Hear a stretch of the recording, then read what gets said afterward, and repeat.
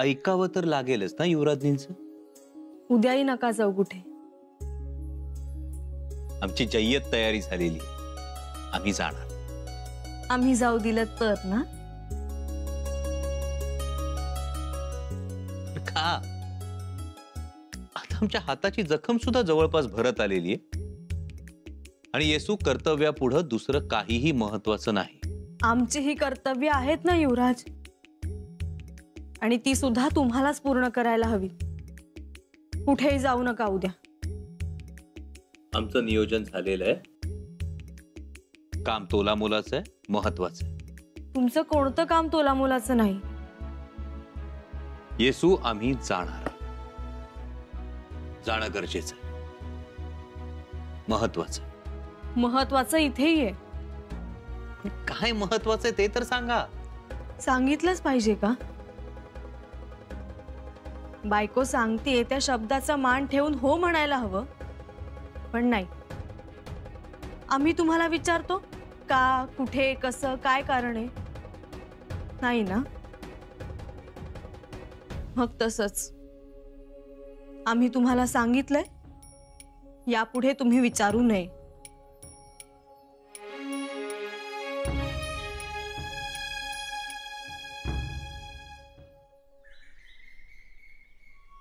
युवराज, युवराज या, प्रसाद घ्या. अगं बाई, चुकलंच आमचं. युवराज नाही, कविराज. कविराज, हो कविराज. तलवारही नाही, ढालही नाही, चढावा सुद्धा नाहीत.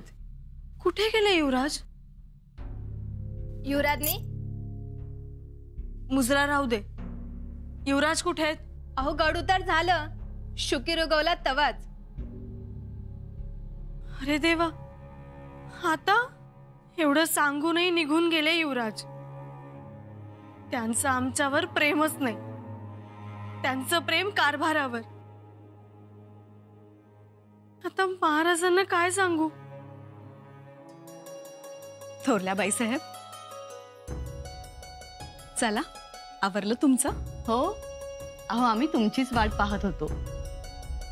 धाकट्या बाई साहेब, अहो बघा तरी, खास ठेवणीतलं लुगडं नेसलंय आम्ही. फार शोभून दिसते हो.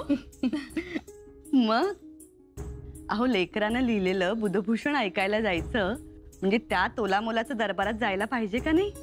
तेही खरंच. तुम्ही सुद्धा आज खुलून दिसताय. चेहरा फुलून आलाय तुमचा. अहो शंभूराजे आज सगळ्यांच्या देखत बुधभूषण ग्रंथ वाचणार आहेत, याचा एवढा आनंद झालाय आम्हाला. तुम्ही आता अजून हरखून जाल अशी एक गोष्ट आम्ही करणार आहोत. अगं बाई, काय हो? सांगतो. आधी डोळे मिटा. आधी डोळे मिटा, मग सांगतो.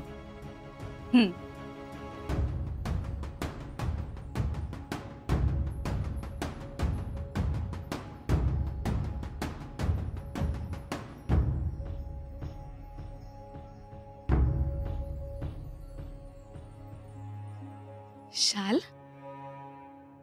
थोरल्या बाई साहेब, बाळ शंभूंनी आम्हाला ही शाल दिली होती, पश्मीन शाल. आज ग्रंथ ऐकताना ही शाल तुम्ही पांघरा. खूप आनंद वाटेल तुम्हाला. थोरल्या बाई साहेब,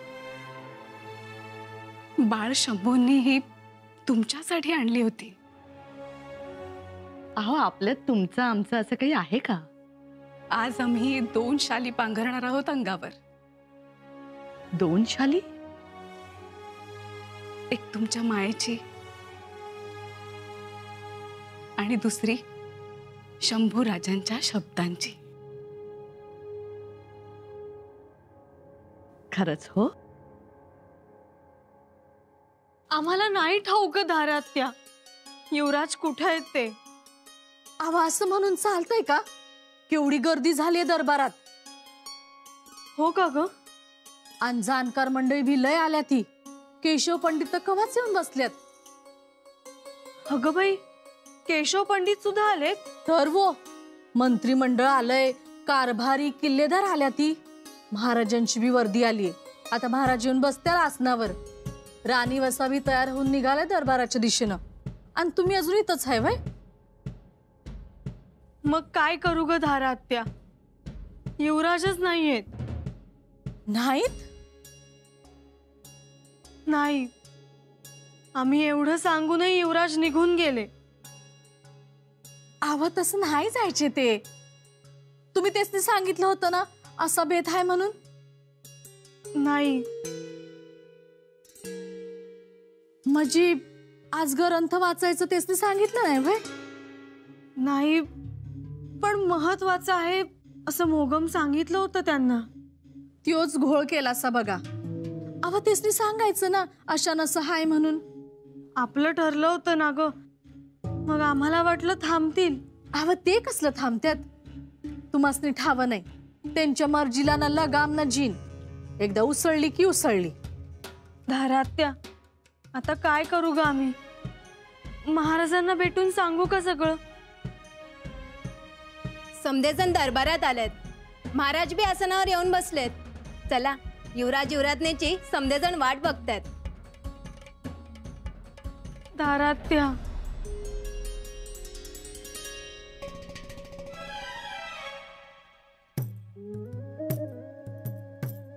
काय शब्द लिहिले आहेत तेच ऐकायला आलो बघ. अहो, आमच्या तर घरचा साखरपुडा होताच, दिला ढकलून.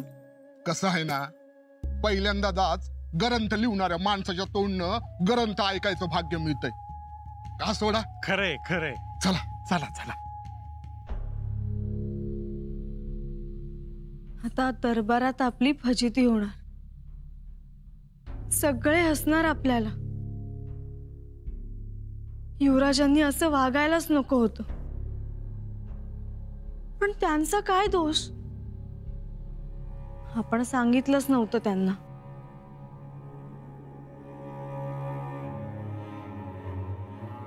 महाराजांची दरबारात माफी मागू आणि मोकळं होऊ. पंत, कधी एकदा बुधभूषण कानावर पडतोय असं झालंय. हर हर महादेव म्हणत शत्रूला तलवारीचा धाक दाखवणारे, रुद्रासारखे थैमान घालणारे युवराज, त्यांच्या तोडून बुधभूषण ऐकायचं. निराजी पंत, अहो ही तर पर्वणी. आम्ही तर अधीर झालो आहोत युवराजांच्याकडून हे ऐकण्यासाठी. अहो, उत्सुकता तर सर्वांनाच आहे, पण युवराज गडावर आहेत कुठे?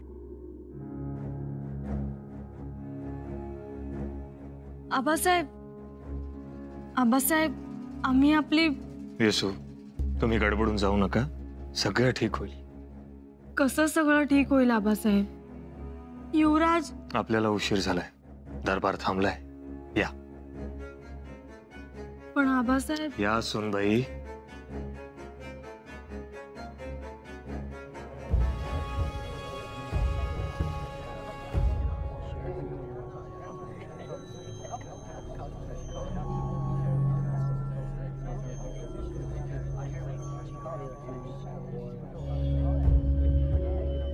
छत्रपती शिवाजी महाराजांचा विजय असो. छत्रपती शिवाजी महाराजांचा विजय असो. छत्रपती शिवाजी महाराजांचा विजय असो. श्री गणाधिपतये नमः. श्री नरहरि रूपाय नमः.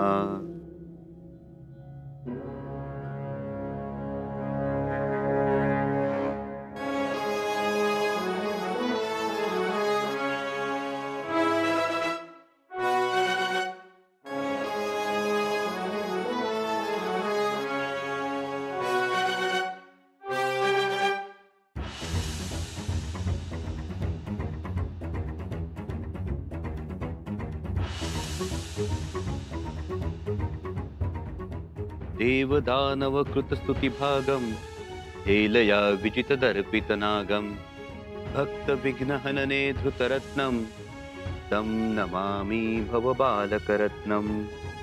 वाह शंभूराजे, रचना तर सुंदर आहेच, पण त्याचा अर्थही सांगावा. जशी आज्ञा महाराज. याचा अर्थ ज्यांची स्तुती करण्यात देव आणि दानव दोघेही सहभागी होतात, ज्यांनी उन्मत्त हत्तींना जिंकलं असून जे भक्तांची संकट दूर करतात, अशा श्री शंकराच्या रत्नांप्रमाणे तेजस्वी असणाऱ्या पुत्रास अर्थात गणपतीस मी वंदन करतो.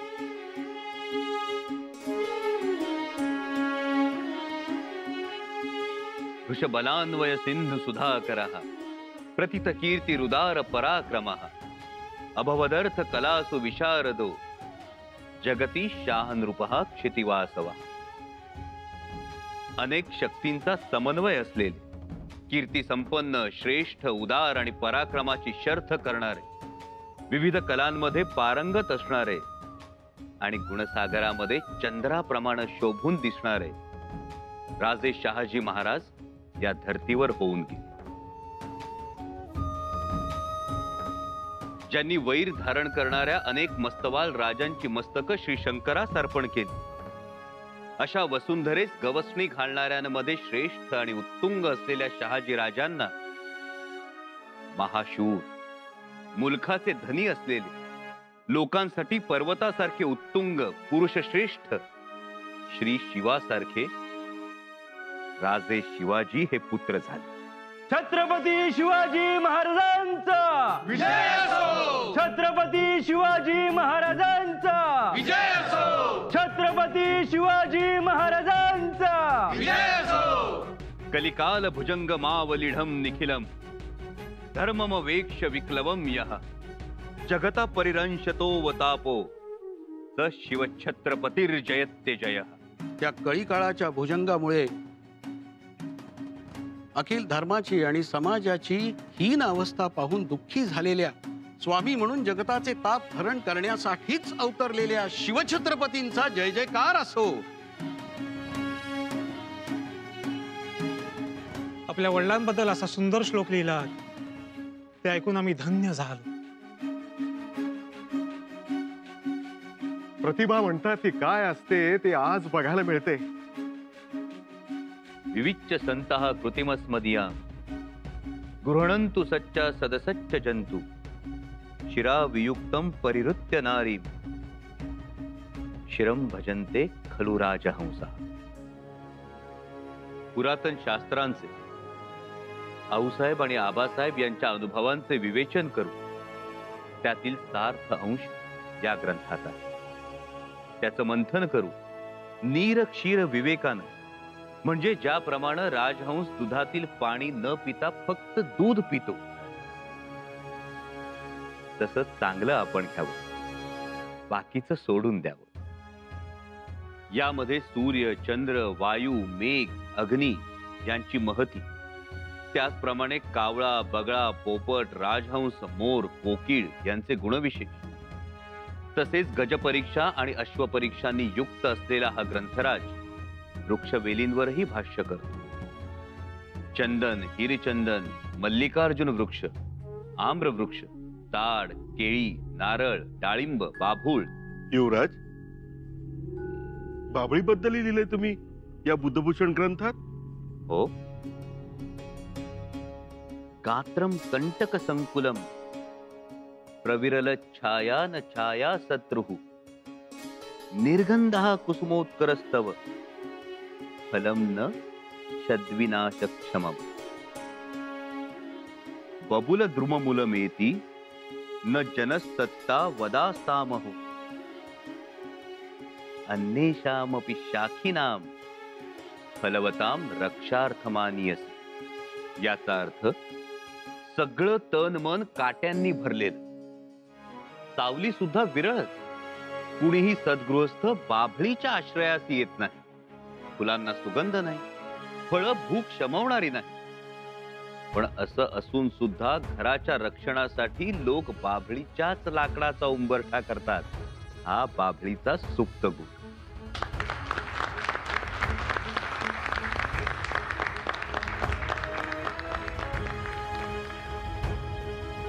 अति सुंदर.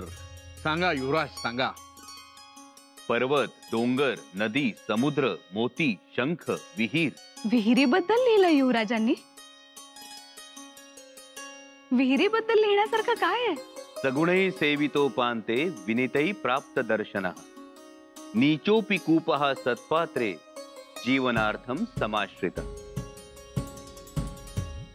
म्हणजे विहिरीची स्थिती ही खाली असते, ती पाण्यानं भरलेली असते. आपण सगुणाच्या दोरखंडाला भांड बांधून झुकतो, पण ते भांड सुद्धा नम्रतेने झुकलं तर पाण्याने भरतं, तहानलेल्याला पाणी मिळतं. म्हणूनच माणसानं कायम नम्र असावं. चैत्यम नाम गुणस्तवैव तदनु स्वाभाविकी स्वच्छता किं ब्रूमः शुचितां व्रजन्त्य शुचयः संगेन यस्यापरि किं वातः परमास्तुषे स्तुतिपरं संजीवनं जीवतां त्वं च नीच पथेन गच्छसि स्वयं कस्त्वा विरोधुं क्षमा. म्हणजे संजीवनी देणाऱ्या जलराजा, तू अनेकांना जीवन देतो, पण तुझीच पातळी दिवसेंदिवस खाली खाली होत चाललेली आहे. तुला कोण अडवणार? आता आम्हीच तुला संजीवनी दिली पाहिजे. म्हणजे बंधारे बांधा, धरणं पाठ काढा असं तर शंभूराजांना म्हणायचं नाहीये ना?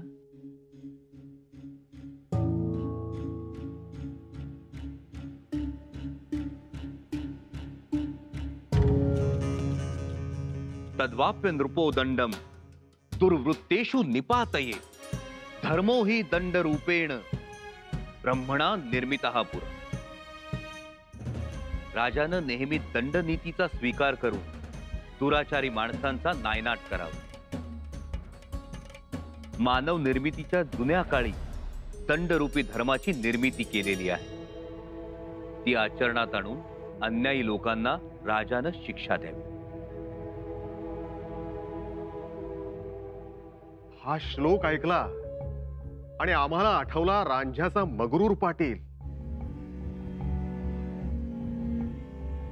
महाराजांनी त्याचे हातपाय तोडले होते आणि रंगो वाकडा त्यालाही मारला होता. तेव्हा लहान होते शंभूराजे.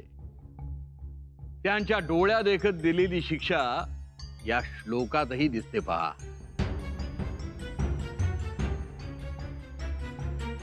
आपदां प्रतिकारज्ञो तदात्वे दृढ निश्चयः अतिते कार्य शेषज्ञो नरोर्थैर्न प्रहीयत. आपत्ती आल्यावर तिचा प्रतिकार करणार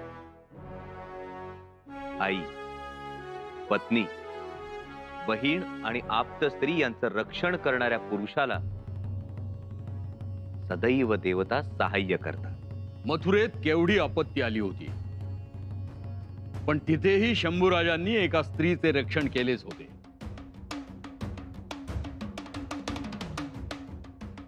तसं म्हणतात.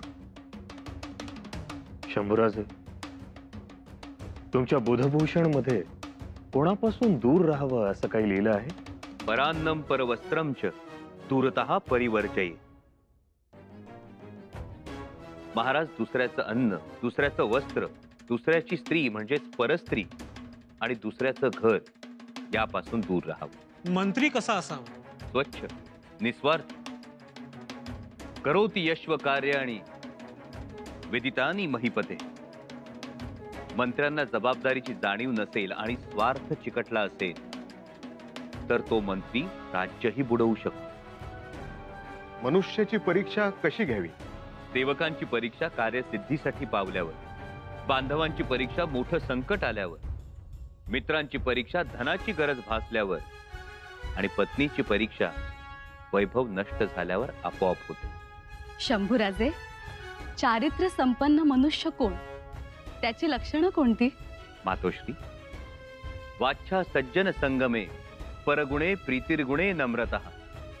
म्हणजे सज्जनांच्या सहवासाची इच्छा, दुसऱ्यांच्या गुणांविषयी प्रेम, गुणवंत असूनही नम्रता, विद्येची आवड, स्वतःच्या पत्नीविषयी प्रेम, विकारांवर ताबा ठेवण्याची शक्ती आणि दया, हा ज्याचा स्थायी भाव तो चारित्र्य संपन्न.